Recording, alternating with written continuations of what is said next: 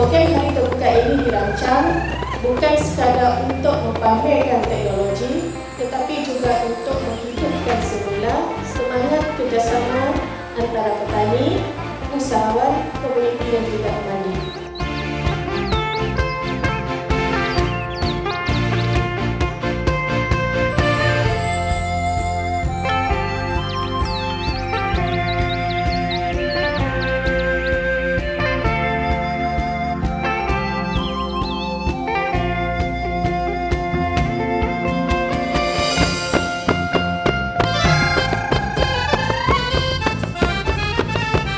Alhamdulillah, syukur kita kehadiran ilahi kerana dengan izinnya dapat kita berkumpul di pagi ini untuk Majlis Perasmian Hari Terbuka Madi Seratok tahun 2026.